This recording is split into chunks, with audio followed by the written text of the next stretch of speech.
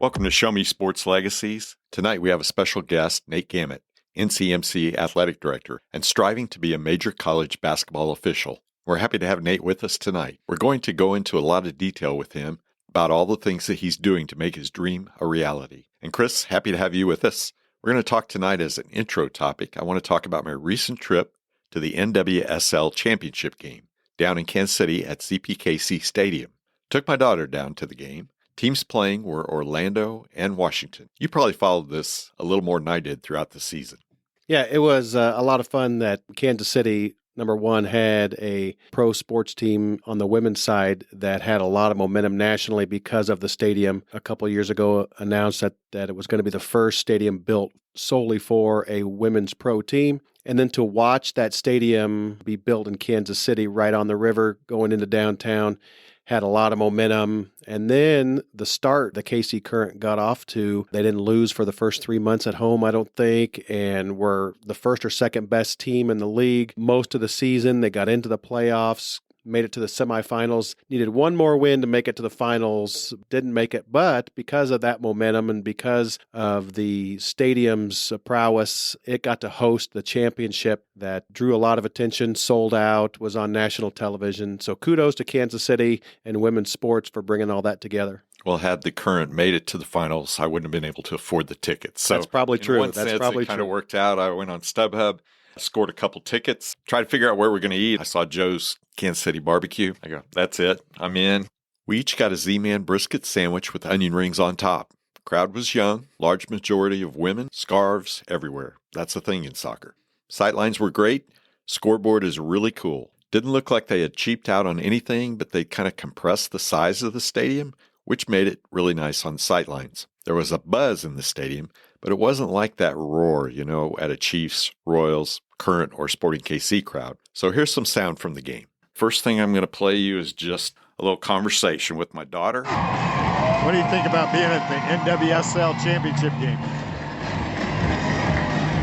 I picked the team that had the cooler jerseys. That's how I feel. We didn't have a rooting interest, but my daughter immediately figured out that the bright yellow jerseys of the Washington team swayed her in her feeling. She was pumped up, looking around. One of the things that you hear at soccer venues and maybe in Oakland A's ball games is constant drumming. And then we got to the end.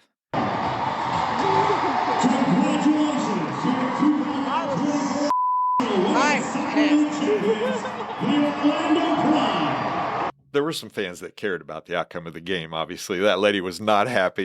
It was a good night for women's soccer and women's sports, and to have the stadium that's a centerpiece of the league right here in our neck of the woods is pretty cool. Now, Nate, before I give your whole bio, jump in. Your father, 3 girls, Title IX coordinator at the college. I mean, there's just an explosion of women's sports and options, and it's a great thing. Yeah, women's sports has really taken off, and I think you can tie it to Caitlin Clark a lot in Iowa. And the other thing that I think has really brought it about is the NIL in college sports. Beforehand, there wasn't much that women could do after college. They could go raise Caitlin Clark could be great, but then after she left, people would forget about women after they left college in, a year or so. Well, now all that notoriety that she got, money she was making, at Iowa carried over into her NBA career and beyond. And you look at the gymnast from LSU, Livy Dunn. She's the number one NIL in the country.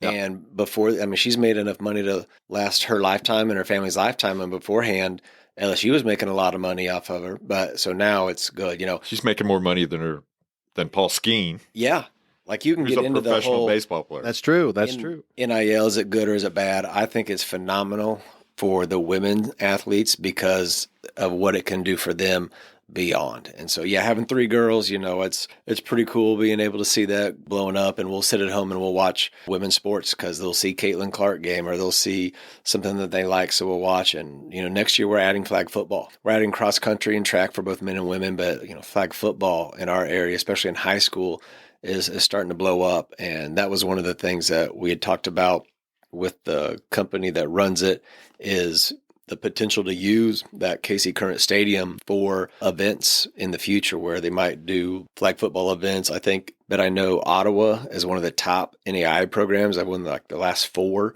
women flag football national championships. And I want to say that they're in talks with maybe using that stadium for that. So it's a pretty cool deal that we got going on. Great world for young girls that are interested in sports. Think of how many times you see young ladies in commercials. I mean, State Farm, I know Livy Dunn's in commercials, but Riley Gaines was in a bunch of commercials. So like all across the board in different sports that didn't receive that notoriety, these young ladies are able to get out and be seen. And it's a pretty cool thing. Let's talk about the guy that's been talking here for a second. Nate is a native of Princeton, Missouri. Attended Northwest Missouri State, where he got his bachelor's and master's degrees. Multi-sport athlete, grad assistant, then assistant coach for men's basketball at Northwest for a 5-year period, and then went to Cameron University in Lawton, Oklahoma as an assistant coach, was in that position for approximately 5 years, and became head men's basketball coach beginning in 2013 for 3 years at D2 Cameron University, winning 40 games in the Lone Star Conference School, and was named Coach of the Year in 2016.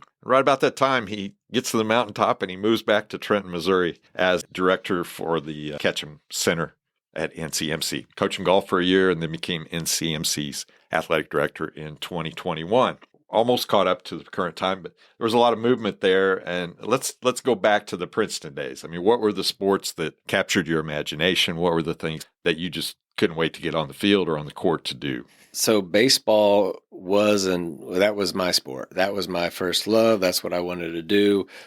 Whenever I lived in Kansas City for I want to say first grade through like 7th grade, and went down there and played on what would have then been called probably a travel team. They really didn't have travel teams back then, but my group of buddies, we got together and we traveled all over playing in different tournaments. Had a lot of fun doing that, but baseball was the sport that I loved, and did basketball, did football, did soccer, did swimming or diving, did some swim stuff and diving, and the first belly flop or landed on my back on a flip. I was done with that. I'm not good at this. So we left that one and just stuck with basketball in the winter. I did indoor soccer. Comets were huge. Yeah.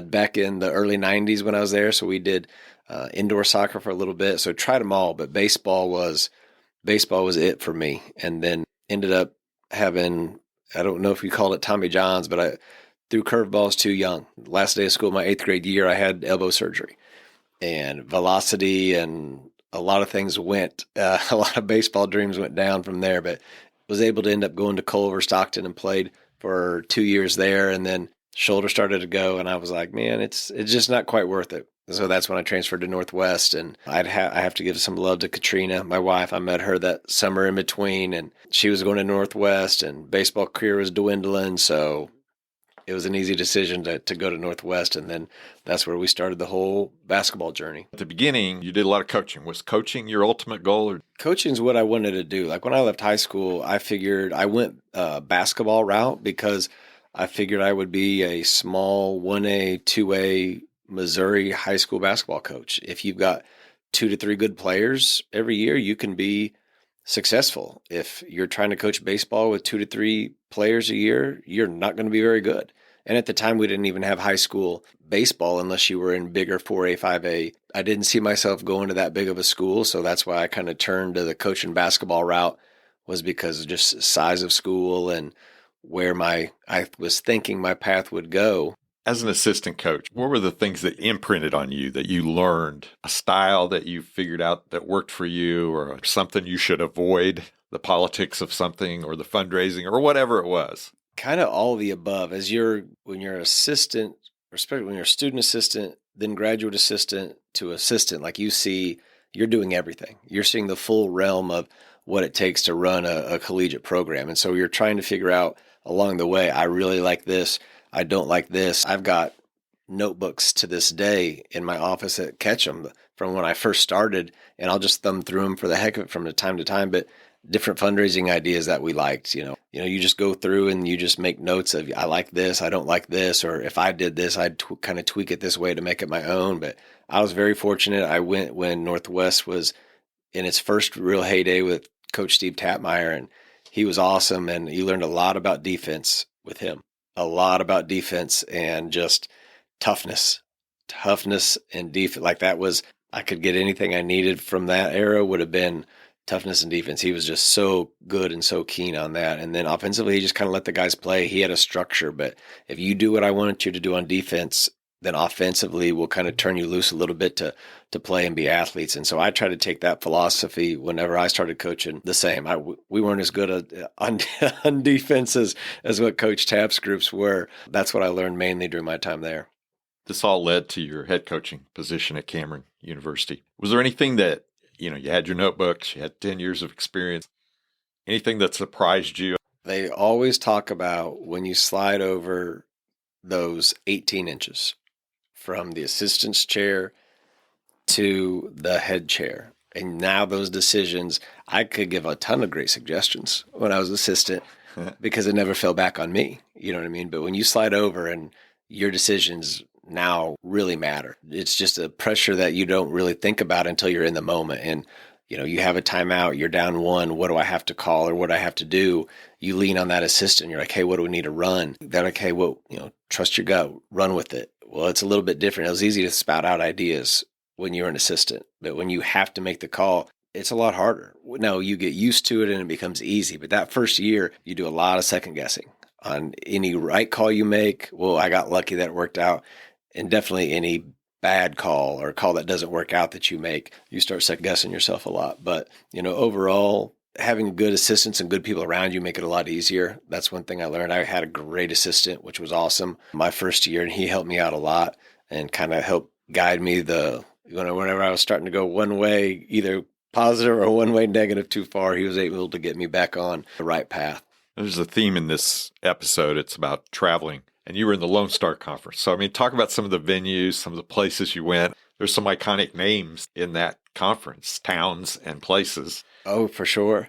Our closest game was at Midwestern State University in Wichita Falls. They played at the Coliseum, and that was about an hour away. That was the closest. I want to say the next closest was close to 3 hours, and then everything was 3.5 plus from there. We'd make road trips down to San Antonio and to Incarnate Word, which were pushing 8-9 hours. We'd go to New Mexico, which was a minimum 6 hours to get there. And at the time, Cameron, we didn't have football, but our budgets weren't great. The people were great, but our budgets weren't. So I would hop into 15 passengers when I was the head coach and drive 8 hours down to San Antonio to go play a game. And the Tarletons, the Angelo States, the West Texas A&Ms, like they're rolling in charter buses and 5,000 seat arenas. And we're in our 2,000 seat old school gym, which I loved because it was so loud and people were sitting right on top of you. But it looked like a high school gym compared to a college arena. And a lot of these schools have turned to Division I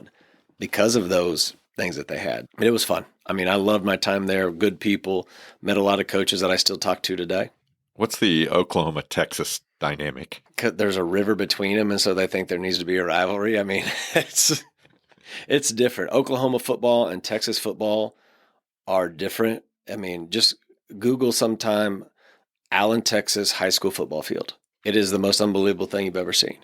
It is crazy. Those two states love their football, and they do it differently down there. That Red River, man, it's created some hatred and some rivalry down there. Other than that, I'm like, I don't know what you guys are arguing about or why you're so mad at each other all the time. But that river's done something. They puff out their chest down there in Texas. Oh, yeah. They're pretty proud of everything about Texas. Oh, yeah.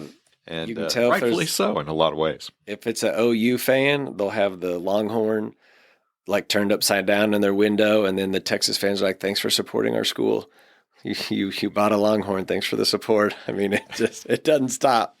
Okay, as I said, you Coach of the Year, and then you get this opportunity. What drove you to come back here? Had to be some family reasons and just career development reasons, but you were kind of walking away from being a D2 head coach, successful, winning awards. Talk about that decision. So I had no plans to leave coaching. I was happy where I was at. We just got to a situation where the economy wasn't the greatest, and we were going to have to lose our assistant. So we had 3 full-time assistants at Cameron University where I was at, And money-wise, we just weren't able to do it. And so we were going to have to lose our assistant coaches. And, I'm starting to look around. I have 3 kids under the age of 6. I'm 9.5 hours away from home with, we have friends that are around that can help. But, my wife's Katrina, she's on her own, raising these kids when I'm on the road a lot already. Well, now I don't have an assistant. So not only am I coaching, now all the recruiting falls on me. The pay was good, but was it what the Tarletons and Midwesterns and Angelo States and all those were making? And I'm just looking around and I'm like, I don't know if it's worth it anymore. And that's when I started talking with people back here, and I heard this job was opening up, and I had known Jeremy from recruiting and talking about players. So I was asking him about the position, and the more I talked about it and talked with Katrina, and it just looked like a better and better option as we got closer to it. I don't think people locally really appreciate the stability of the coaching situation here at the college and the success of both of those coaches and the programs they develop. I mean, they see the rankings, right now, currently number 3 and number 11th ranked teams in their division, NJCAA. That's a pretty sweet spot. If you're coming in as an athletic director, you don't have a lot of turmoil in those early days. No, I mean, it's been fantastic. Jeremy and Jenny are great, and their assistants are great as well. I mean, Leslie was a huge help to me when I first got here, at the Ketcham, as was Jeremy. The stability of them here and knowing what to do and how to do things and how things go was made it for an easy transition for me. And we had talked in our last podcast with Jeremy about how there's something just different about Trenton and NCMC and the Ketcham Center. There's that family vibe, and that people around will take care of you. And you don't get that in a lot of places, in a lot of small JUCO or small D2 or D3 schools. It's kind of barren in their activity centers. Trenton's just got a good thing going with what they've created there and what it means to the people of the community. I've known Nate for a long time, since he came to town. And of course, I had a little background in that because my dad worked at the Ketcham Center and retired. And then that's when the job opened up. So I've seen it go from its inception to what it is now and the way that place has grown. Boy, did they make the right hire in Nate to just keep the momentum going the right direction. And then the stability of the coaches, it's just got a great formula right now. What are some of the things about the facility itself that over your tenure, you've tweaked or you've done that you're proudest of that you think has kind of elevated the experience there? Steve had done a great job at just setting the standard of how we did things. Like I fell into something, everything was in place. So anything I was doing, I was just making small tweaks to try to find what can we do different? Like I get bored easy. So I have to find ways to, let's change this, let's do this. Will it work? If it does, great. If not, we'll throw it out and try something different. So we've tried to bring as much 4-year experience to the 2-year that we have. And so to me, advertising was the big one. We already had hoops, but how can we tweak that, make things even better that we have? Like probably the latest thing has been like the gym floor. Like if you come in and see it now with the pirate, the gray, I think there's 2 gray floors in the entire country, Central Florida and us. And it's just a really cool look. Just simple thing like we painted. I think one year we're just like, hey, let's paint this place, change the bleachers and paint it. Just completely change the look of the gym and just something different. And then, we've had the banners up for a while now. I think since my first year, we started putting the banners up and it was like, hey, we're going to leave them. Like, I don't want to take them down. Like when people come in, let them see the support. Cause I'm in a lot of gyms, a lot of lower level college gyms, and there's no gyms that have as many banners as we do. And so that just feeds to, like Chris was talking about, the community support and that want that people have to help. And then I think probably the last thing that we did that tied it all together was we had those white banners on that south wall for all the region championships. And they looked ugly. I loved hanging banners, but the banners themselves, I'm like, that just doesn't fit. So we put those new, I think one set's black, gray, and then a red huge banners on that south wall that have years on it instead. And to me, that just finally capped it. Like, okay, now this looks like a big time college gym at the junior college level. We've tried to make simple paint changes, bleachers, the banners, changing the floor. We're adding the new scoreboard. We had a new scoreboard, but it's already kind of outdated. We're putting a brand new one in that's 18 feet by 11 feet. It's going to be like a big flat screen TV in there. It's going to just be the cherry on top. It's going to look really nice next year. That's outstanding. We did an episode earlier about the need for young referees. What drew you toward that? I mean, ultimately, what flipped the switch for you to look at that as a viable option for you? So when I was getting done coaching, I talked to Alan Berry, who you had on earlier, my father-in-law. He was still reffing. And I was like, if I'm going to do this, two things. One, I want to make a little side money, for something for my hunting habits or whatever I'm going to do back home. And I was like, I need something competitive to do. I can't go from my whole adult life being competitive and then just go away from it and not have something. So I'm like, what can I find and still be involved in sports? So I called a few of the officials that actually did my games at Cameron and just said, hey, I'm getting out. They took care of me. I was the youngest head coach in our league. And I knew yelling and screaming at these officials when there's 20-year veterans on the other side was going to do me zero good. So I was, nice to them, about as nice as you could be. And I was like, hey, I'm going to get out of this and get into officiating. And they're like, well, you need to come to camp. That's how I got started. They're like, I'm like, what's camp?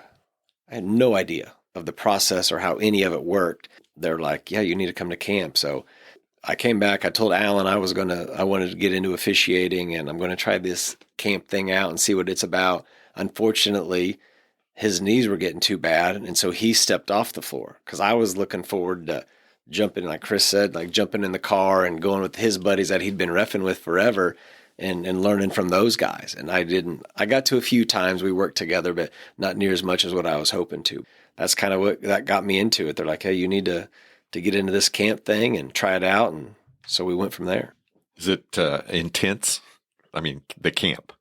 I was so naive. I had no idea what I was doing. Like I hadn't reffed a game and I just roll in and I had just got my shirt and my pants a couple days before I was supposed to go to camp and shoes, that I was naive to how serious the camp system was. Knowing what it now, yeah, it's pretty intense. I mean, and the higher you go and the longer you get in, like some of them are learning, but then when you get into the college camps, like they're hiring camps. It's basically a job interview. You pay a lot of money to go referee games.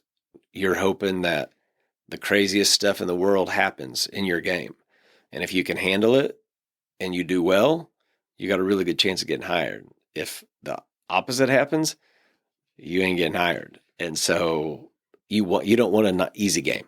An easy game in camp doesn't get you hired. A game where crap hits the fan and you handle it and you run the game and you do it the right way, that's how you get hired.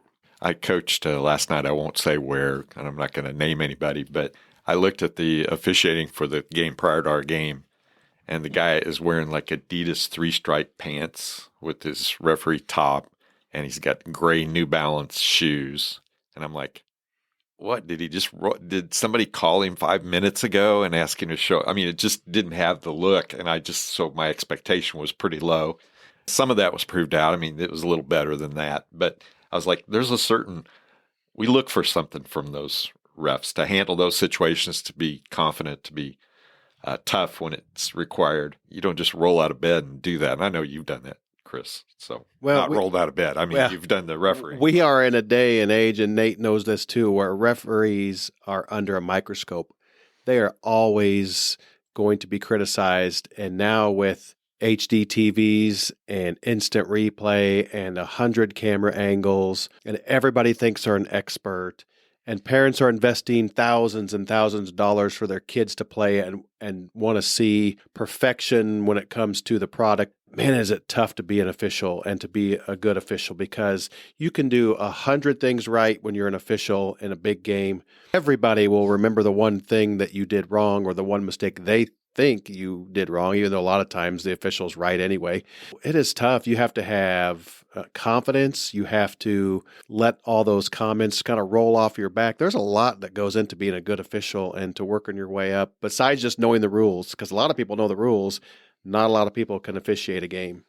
We love stories about the good and the bad of working your way up in the world. Tell us some of your earliest experiences, maybe, and how you coped with it at whatever level. You and I have talked about what's the hardest thing to referee, and you've refereed middle school basketball. The lower levels are definitely harder, which is what's silly, is because when you get started, that's where they throw you in. They throw you into those junior high games, those JV games.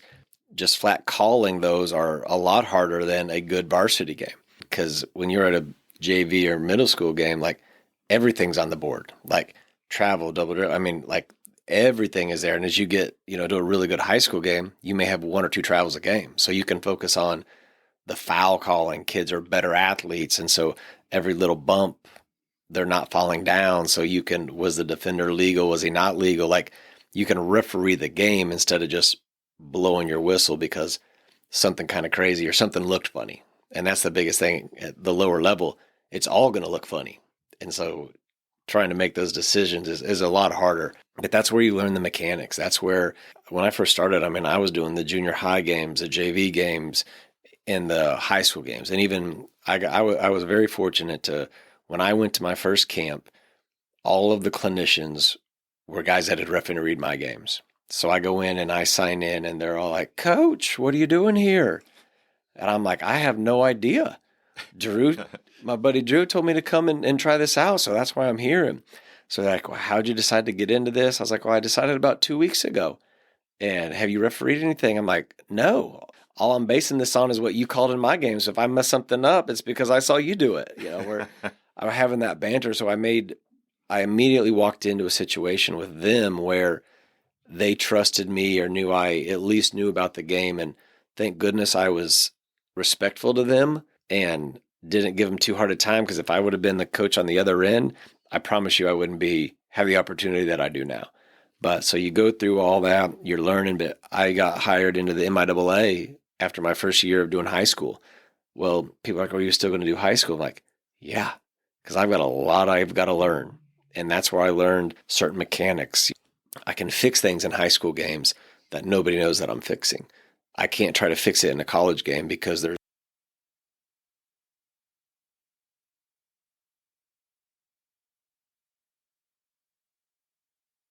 way more going on. I'm not comfortable enough to work on if I'm to use my right hand because I'm going, the play's going right. If I'm using my left hand, if the play's going to my left, which hand do I want to call with? I'm always calling with my outside hand. Like those are things you can't try to do in a college game. Those are things that you work on in a JV game or a high school game to develop so they look somewhat natural in that college game. So I did high school, even when I was doing Division II, probably my first 3 or 4 years. And then once that schedule got good enough where I was like, okay, I don't want to work 6, 7 nights a week. I want to work 4.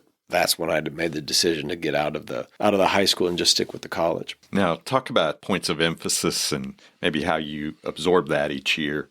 And you and I were talking the other day, and I was talking about the traditional block charge issue. And Nate says, "Well, really, that's not such a big deal anymore." So talk about what that used to be in old school basketball and maybe what it is now. And then traveling, I think, was the other thing we talked about. I gotcha. Yeah, so every 2 years is a rule change year. And then in between those 2 years, like this year, it wasn't a rule change. It was if they see something that needs to be modified or adjusted, they'll make those. So it's usually 1 or 2 in the off years. So every rule change year, there's going to be 5 to 8 probably rules that get completely changed. And it kind of depends on where the game is and if they like where it's at or if they want to change it. So next year will be a rule change year, so we'll have more of those rules to adjust to. So like this year was a non-rule change year, but it was our second year of our block charge. So last year they implemented for the block charge, it's a safety rule. They are tired of seeing whenever offensive players are going into the air, people trying to slide under them to take a charge. Well, those offensive players are coming down and landing on their wrists, breaking fingers, breaking wrists, landing on elbows and missing significant game time because of a play that isn't dirty, but it's, we're everybody wanted the offensive foul. So we're giving the offensive foul. Well, then like, let's look at this as a player safety standpoint. If we take this out and we do the verticality, players aren't falling down and breaking wrists or, hurting themselves as bad. So that's where they made the change. So the change to this year was the offensive players, as soon as their last foot, typically their plant foot hits any part of that foot, not the toe, like the whole foot, just as soon as that heel or first part hits, the defensive player has to be established. They took 100 plays from the year before that were player control fouls. And of those 100 plays, applying the new rule, I want to say 4 were player control fouls, which basically meant 96 were blocks. So, and they took those plays where not necessarily people got hurt, but those bang plays that we looked at. So that kind of told them there that it's going to be awful hard to take a player control foul. And it's in for safety reasons now. And so we had to adjust how we officiated that play. And going into year 2, you don't see near as many players trying to take charge as they get there and then they jump to try to be vertical. And those are a lot easier to officiate, and we can be more consistent with those type of plays. And so that's probably the biggest change. And then we talked about travels. So one of my assigners talks about player in motion and player that's stationary. If a player's in motion, they're going to have the benefit of the doubt that they're not traveling, because you've got to figure out when did they gather the ball. And these players are so athletic and so quick now. They'll spin and you're like, did they gather the ball? And so we'd call travels and you go back on film and it wasn't a travel. And so then it becomes a possession consequence. So in the step back, it's probably one of the most fun moves to watch in basketball. It's technically a travel. So for a year, they said if it's a step back, call the travel. Nobody did it because it was like, I'm not calling that. Nobody, and you didn't want to see it being called either. I mean, James Harden, now he takes about 18 steps in his step back, but the normal, step back, it's technically still a travel. So players in motion on the step backs, on the spin moves, you're going to allow more freedom to do that. And so that's every year it's something. Those have been the kind of the last 2 years, the biggest ones that have come in, but they've been fun. I got a quick traveling story, and this comes back to high school. So it was my last year I was doing high school, and it was a small 1A. I'd been working probably 3 or 4 years at MIAA and worked, the championship game. And so small 1A high school. And Chris, we could literally call a travel every single time down. The score could be 0-0 if the officials really wanted it to be. And we come down off the tip, and it's like 2 passes and travel. And the coach behind me, she goes, we let that cat out of the bag really quick. And I was like, I'll be right back. I go down the other end, call a travel on the other team, and looked at my partners. I was like, we're done unless it's egregious. And they're like, okay. Went back down in front of that coach. I was like, the cat is back in the bag. We didn't call a travel the rest of the night. And we didn't need to. There was nothing so egregious that you just had to have. The little shuffle of the feet, those things that aren't getting an advantage, those could literally be calling at that level every night. And they want to blame the officials and, you got to call this, you got to call that. And I'm not blaming coaches by any means, but back in the day, you worked on worked on jump stops and pivots. I don't know how much that's being done anymore. Kids are playing a lot more, and it's harder to work on those things. It translates into the games. Because I mean, little kids camps, that's what you worked on. Little kids camp now. And it's one of those things that makes it so difficult to be an official, because letter of the law versus flow of the game. You are officiating a middle school game and you can call a jump ball every possession, but does everybody want to sit there and watch 400 jump balls in a 45-minute span? Because players present the ball, the other player reaches out, they grab it, they both have it. Okay, here we go again, jump ball, and then we go to the other end and jump ball. Same with the travels, but letter of the law, that first step dribble that no one ever gets that dribble down, travel every time by the letter of the law, but nobody calls it, except for a couple officials that I know of that like to call it once a game just to get it out of their system. But yeah, you've got to make those quick decisions, and that's why it's so nuanced to be an official. You got to know the game that you're in, know the level, and be able to make good decisions for the flow of the game and for everybody's enjoyment, players, coaches, fans. And like you said, I was going to bring that up earlier. The funny thing about officiating that someone told me early on too was it gets easier as the levels go up. We always throw inexperienced officials in those middle school games and go, here, you can do this because it's a low-level game, when it's really harder to do than the other games. Talk about the physical demand of the game itself. I mean, what kind of shape do you have to be in? We talked about this when we did the young referee episode, that it's a physical demand. I don't know if you wear a watch that tells you how many steps at the end of the night you've traveled. In college games, I'm usually going anywhere between 3 and 4 miles a game. And then high school, just it'd be a little bit less. It'd be about 2.5 to 3. The running in the straight lines, so you might sprint 50, 60 feet here or there a couple times a game. So that part isn't as bad. What I notice early in the season is the start and stopping, changing directions really quick from about my ankles to my knees. Those little muscles that you can't really exercise on an elliptical, those are the ones that the first few weeks I'm icing and it's a little bit sore because of that. But the higher up you get, you want to be representative of the athletes that you represent. There's not too many out of shape looking college basketball players. And a couple of games I've had, if I've gone and tossed center, I've got 6'10" to 7'2". If I was slow, fat, and out of shape, they're going to have zero respect for me. Like you said, just how you dress. If they look at me like, you lose credibility with the players, with the coaches, obviously with the fans, but mainly players and coaches instantly. So looking the part, the higher up you get is definitely a big part of it. Physical demands of running aren't really crazy just because it's not there. I mean, if you're in decent shape, you'll be fine. But I mean, it's more of the eye appeal and look like, do you belong? And if you step in between 2 6'8" dudes that are squaring up, will they look at you and be like, okay, Mr. F, I'll back off? Or are they just pushing you out of the way because they don't really pay much attention to you?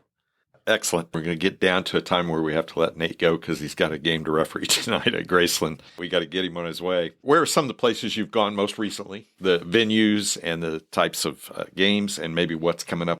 I went to the Greenbrier middle of November. It's where they have the Greenbrier Open for the PGA Tour event. It's a resort in White Sulphur, West Virginia.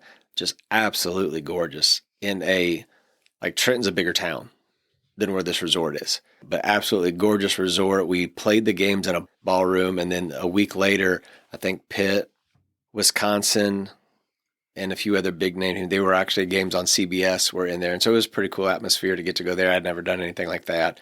I was at South Dakota State. I was in Warrensburg for a 5:00 tip on Sunday. And then I drove through the night to South Dakota State to get there for a 7:00 tip on Monday. And then had to be back at work Tuesday. So got done about 9:15, showered, hopped in the car, and about 7 hours, drove 7 hours back and rolled in probably about 4:30 Tuesday morning to get up and go to work and be there by 8. So the traveling isn't as fun as I thought it would be. I was like, it's travel would be part of it. It's part of the journey. It's fun. Travel's hard. The travel's hard, but you see some pretty cool venues. Like South Dakota, it was packed. Florida Gulf Coast last year, absolutely gorgeous campus. That was a ton of fun, really good crowd. I was at Milwaukee earlier this year, and they have a really nice venue. I'd never been to Milwaukee. City's really cool, right down off Lake Michigan. But it was pretty cool just to see their venue and their town. So it was kind of neat.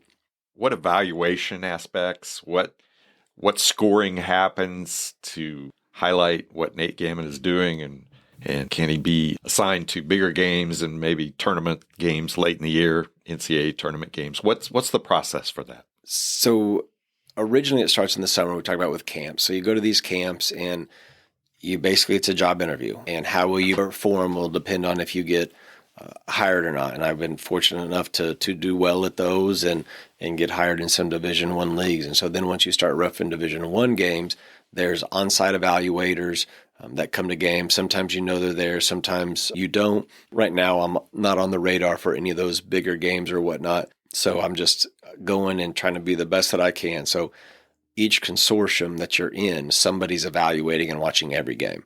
Usually one of the leagues I'm in, I'll get an email a couple of days later and just with times and plays and based on, what'd you think about your positioning here? What'd you have here? We'd like to see you here.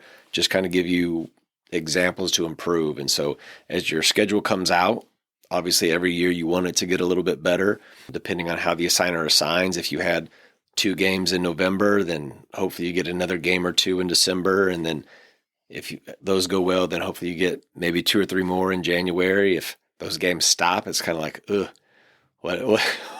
what happened along the way? But I've been fortunate that they've continued to grow and get better. So maybe one of these days I'll make the NIT or the NCAA tournament. We'll kind of see. But those dudes you see on TV are really good. Like their communication skills, officiating the game is almost an afterthought. But their communication skills and ability to run a game at that level is really impressive. We're running out of time, like we always do. We're going to finish with something pretty light. We've all traveled, and we didn't have time to sit down for a balanced meal. So we need to know what keeps Nate Gamet on the road and going, and what do you drink, and what fast food or what gas station or roller food are you looking for? If I have time and I can make it at home, I make a mean Chex Mix, and I will fix a gallon baggie of that, and I'll just take baggies with me as I go. And then Alexis, my oldest daughter, me and her make jerky after deer hunting, and so usually a little bit of jerky, and Chex Mix is kind of my snack that I take post game. It seems like it's either Taco Bell or Jimmy John's, somewhere in there. I love both of those, and I'm going to hit up Taco Bell on my way home in Bethany tonight, to be honest. So I'll go with that route anyway. And drink it seems like it's always a water or one of those mini. I'm drinking one now, a mini Monster. It's not the big can, so it's not quite as bad. But I'll drink those 0-calorie Monsters just to kind of give me a little pick me up. Let's finish up with maybe where you see this all going. And maybe the last thing would be just what do you see in the athletes of today? You obviously, as an athletic director, get to see the kids. And a lot of my friends, oh, kids today, blah, blah, blah. You know, there's a lot of negativity sometimes, and I don't think people understand how hard these athletes work. First, I need to give credit to Dr. K, Jeremy, Jenny. They allow me, because the good programs like we talked about, their stability, the way they run their programs, having good programs. Dr. K has been a college coach, a college athletic director. He knew kind of coming in I was chasing this. You know, they allow me to go do this. I have Nate Swan, Sarah Van Dyke. Like, they do a great job of running things when I'm gone. So without them, I wouldn't be able to chase this. So I owe a big grit of gratitude for them for helping me along the way. I mean, I'm just trying to see where it goes now. In the first 4 to 5 years of getting into Division I, your path is kind of set. You're either climbing and you're going to keep going, you'll plateau, or you've fallen off. You know, right now I'm in the growing stage. I'm in year 2 of everything, and games are increasing. I'm getting better games, getting conference head-to-head games in January and February. So things are going the right direction for me, and it's fun. Like, I really enjoy it. So I'm going to chase it as long as I can. So that's going well. The athletes today they have more resources than we ever had. Just able to watch other players on TV, so that some of the skills that they have are way more, I think, progressed than what we had, you know, whenever I was coaching, because you couldn't see it. You'd see maybe 1 or 2 games. Now they can literally watch hundreds of games every night if they wanted to, and see different players, what they're doing. And so I think the athleticism has definitely increased, the speed. They're getting bigger, stronger, faster. I do think that some of the skill development has gone down. There's such a push for AAU. There's not as much practice. There's more games. And so I think that your kids aren't necessarily as skilled as they were 5 to 10 years ago, but I do think they've got a lot more miles under their belts as far as game playing. I don't know really how that translates, but I do think that is a major difference that you see. And there's good kids out there.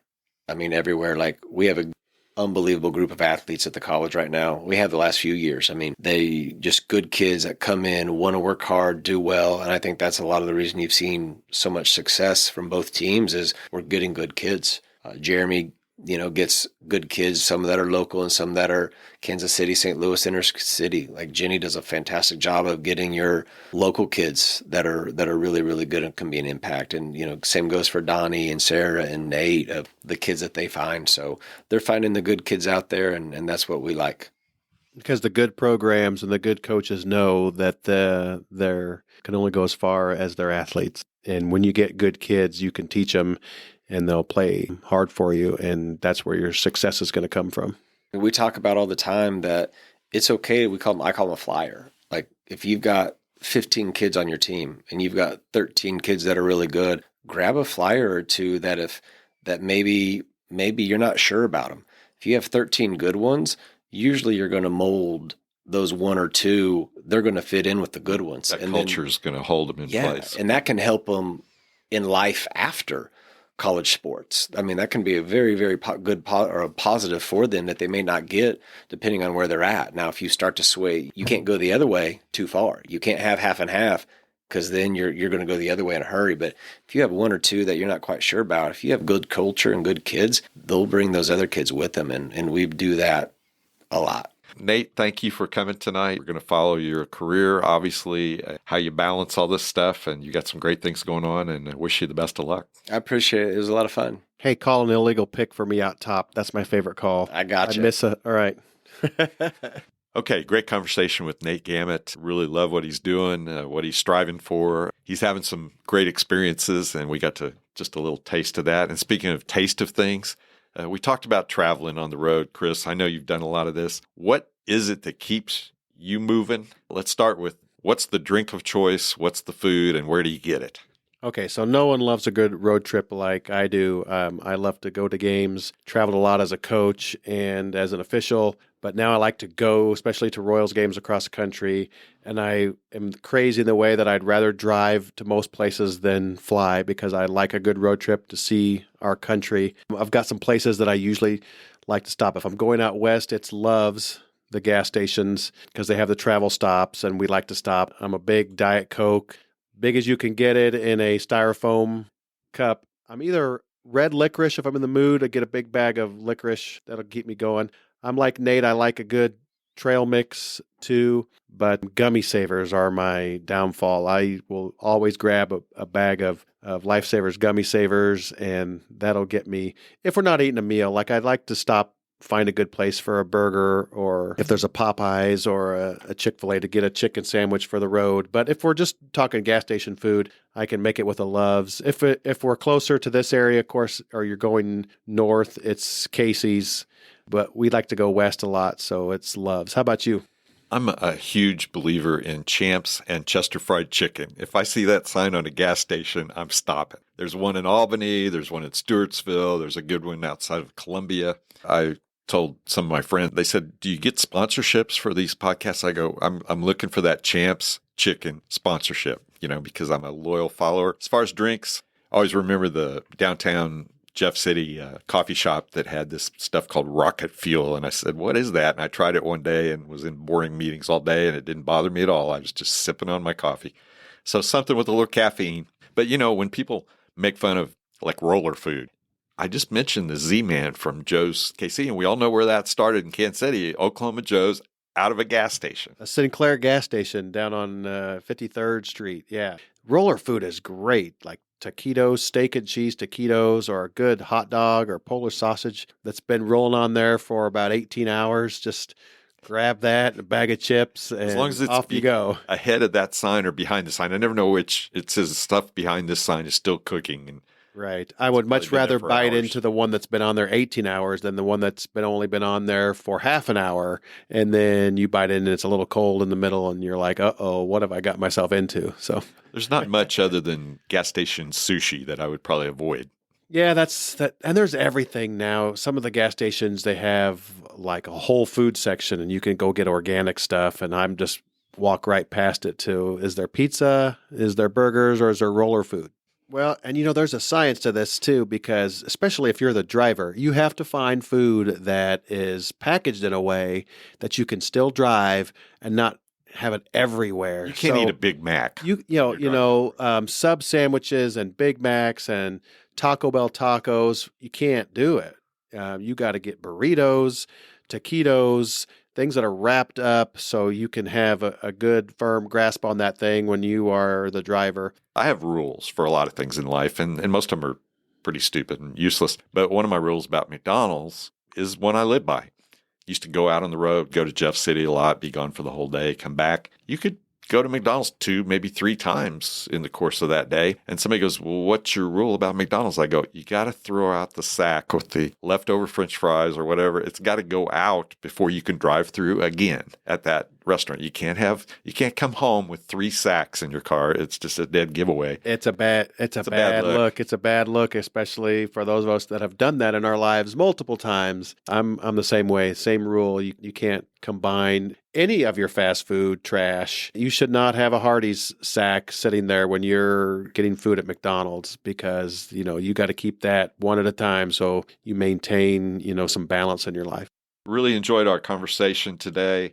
Thought we got a good glimpse into what this is about and respect the effort that it takes for what Nate's trying to do. And if you've learned anything from listening to our 2 podcasts from officials, is when you're up in the stands, folks, and you're about to yell something at an official, just remember what they've gone through and what their goals and purpose is for being out there. And not only that they probably know the rules better than you. And if you kind of take that approach when you are watching games with officials, you'll have a much better viewing and fan experience. Good advice. Good advice.